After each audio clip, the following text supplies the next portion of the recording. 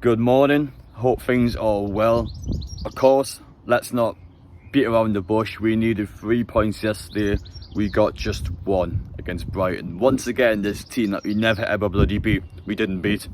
And when we needed it most, Chelsea just about got past Nottingham Forest. So we're losing 2-1 in the 80th minute. They still walked away with 3 points, and now we had to rely on Arsenal beating Manchester United today, which of course they 100% need for their title race. But knowing our luck, Arsenal will throw the entire league away today and they'll lose the Man Newcastle. It's just typical Newcastle luck. But the reality is now that we had to beat Manchester United. I felt like that was probably the case anyway if Newcastle were not wanting things to go down to the final day of this season, but we've got to be Man U now. There's no excuses. We've got to literally go out there and get the 3 points against them. If they lose to Arsenal today, a point might not be the worst thing in the world, but he put so much pressure on that last game of the season. For me, he just had to get all 3 against Man U. But the reason why I'm sat here in my garden today talking about this football club is because everything that happened after the game yesterday. All over social media now, this is the one thing I hate to talk about in videos. It's the one thing I hate to see with my own eyes on social media, but it's these posts that come out after the game. This paragraph from Newcastle fan here, he's taking some photographs of Bruno Guimaraes and the pitch is clearly in tears after the game, and you speculate straight away. People question whether that's his last game at St James's Park, and all this attention straight away comes in Bruno's eyes. It's just an absolute nightmare to talk about. So I'm here today to basically settle everything down, address the situation. Was that Bruno's last game? What does his tears mean? Is it just tears of disappointment from the game, or does he generally think that's his last time at the club? So we'll get into all of that in this video. But as always, guys, if you're new around here, make sure to get down there, hit that subscribe button. We are heading to Manchester on Wednesday. We'll be at Old Trafford. We had a good result there this season already, but we need a second one now. We need a second result to turn up out of the bag, and we need to be able to go down there and get that big win over Manchester United. And as you can see in the background there is one of the cats in the garden. If you guys enjoy seeing the cats in the background in this video, we do actually have all 4 currently in the back garden, so I'll show you a quick little b-roll of them there, but all just chilling in the sun. Anyway though, enough messing around, let's just get straight into things. And we'll start off with the 2 strikers, Callum Wilson and Alexander Isak. One of them didn't even turn up tomorrow. Callum Wilson was spoken at length by Eddie Howe in a press conference. He said that he had an illness going into the game, so he didn't play as a result. Now, at least it's not an injury, that's all I'm saying. It still highlights how unreliable this guy is, though, even though you can't do much about an illness. But the amount of games he has missed for Newcastle this season is ridiculous. We can't rely on him. We need a third striker, or he has to go and someone else has to come in. We just can't have him as our second striker next season. We need at least one more. If not, selling Callum Wilson for a bit of money and then bring someone else in, but it just depends on how much money you get for the guy. Now, Alexander Isak, a player that was quite concerned by when watching actually, because he didn't get into the game at all. He felt quite out of it, didn't feel like the normal Isak that we would have. And Eddie Howe has also said that he was ill, so they just put him into the team, and however, he has also had an illness during the game. To me, I don't know what the hell is going on with this bug at Newcastle, but I'm hoping it's just the 2 of them and no one else is ill. However, Bruno is the one that everyone has talked about on social media, just because he was in tears after the game. Now, personally for me, I always see Bruno as quite an emotional player. Whenever we lost the cup final, whenever we lose these big matches, it always looks like he's on the verge of tears, if not in tears. So yesterday, doesn't confirm anything. Obviously, it takes a bit of an advantage away from us in the sense that we could have an extra 2 points, and it definitely will feel like 2 points lost if Man U was to beat Arsenal today. But still, if Man U lose Arsenal, it's still a point gain for Newcastle. It's not exactly the worst thing in the world, considering the fact that Brighton could have easily won 2-0 up yesterday. So the fact that Newcastle still got a point out of the game, it's not a complete disaster. Like, honestly, it's not a complete disaster. So Bruno's in tears afterwards. The players doing a lap around the pitch to clap in front of the fans at their final home game at St James's Park. And a lot of people were just concerned about Bruno. A lot of people believing that, Bruno, that could be a goodbye message. That could be him potentially saying his last words at Newcastle, or him just being upset that he's playing the last time at St James's Park. Now, straight away, I've seen quite mixed thoughts on it, but for me, I don't take in anything from it. But Bruno, for me, is just an emotional player. He's someone that would do that a lot. Listen, it doesn't matter what game it was. If there was any game that we lost yesterday, I think Bruno would have been in tears regardless, whether that was Old Trafford or the Etihad. I think let's say we lose the Man U on Wednesday, I'll be a similar reaction you'll see from him. That's just because he wants European football and he has the mentality where he wants to win every game. That's the kind of mentality the guy has.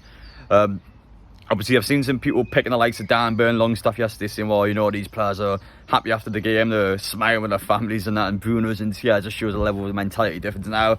I don't really think it's a fair comparison, all honesty. Now, I believe there's probably a bit of weight to it, in the sense that you could argue, obviously Bruno just have a bigger mentality than some of these other players. But listen, it's the last game, they're celebrating with their families, just waving goodbye to everyone inside the ground.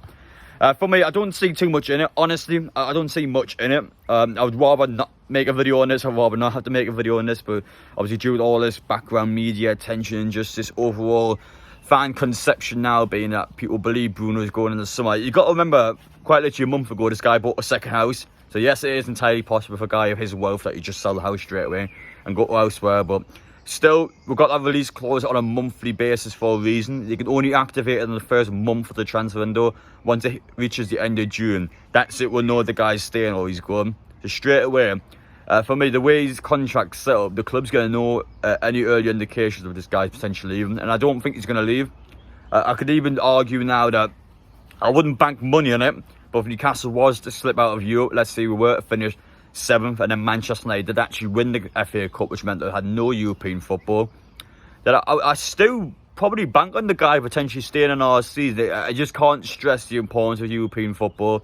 I will twitch a little bit, and I will be a bit nervous of these media reports and the summer, to be honest, if we were to drop out of Europe, because these sort of players, they need European football to stay. Isak's fine regardless. Honestly, we could have the worst case scenario now, and I still think he'll stay. But Bruno is the one that puts me a little bit on edge, and I feel like with European football, that's what's going to keep the guy at the club. And if we don't get it, at that point, we'll start to twitch a little bit. But if we have any form of European football, for me, you 100% stay. And it's still obviously dependent on how Man United do in the FA Cup. So again, we've got to see how things go on then. But we've got to finish top 6 of the games we've got left now. Man U and Brentford are 2 winnable away games for me. Winnable, not a situation where Newcastle are I mean, you're fighting against everything. Yeah, it's not at all. They're both winnable away matches. Man U were battered these last 3 times we've played them. The only time we haven't beat Man U in recent times is quite literally the cup final. Every other time we always seem to have their number now. And it's a team that, for me, against any top half team, Man U are poor. They're so poor. They're just a team now that, and we just struggle to get by. They need a player like Bruno Fernandes to turn up for them and score an absolute screamer. But that's all they are, really. They're a team that wins 1-0 or 2-1. They're a team that just seems to get either a bit of luck on their side or a bit of individual brilliance from a single player, and they get wins because of that. They don't get convincing wins. They don't batter teams. They're a team against any top 10 team, they tend to lose or they tend to not do well. There's just a team that's poor. It is such a poor team, and Newcastle now is actually a good upgrade. They're such an upgrade in the squad. We have a far superior team to them. We gel better, we play better, and we just are a better team. So if we were to lose on Wednesday, we only got ourselves to blame. I think that was the mindset I had coming out of the game yesterday. We only had ourselves to blame against Brighton. I've seen a lot of people blaming the referee, a lot of people blaming the way Brighton play. But listen, I mean, we can't exactly speak. We were trying to win pens at the end of the game. We were diving constantly trying to win a pen. It was just the case where we were desperate as well. So I can't blame Brighton for playing like that, and I can't blame the referee for being crap, because to be honest, I think most of the referees are crap anyway. So as much as I like to point fingers elsewhere, I just thought we were poor yesterday. That's why I was taken. I thought Newcastle were poor in the game. I didn't think we had a sense of control in it. I thought we were better in the second half, but just weren't good enough. First half, Brighton could have easily went 2-0 when we scored against the winning player. So it's just about being better against Man U.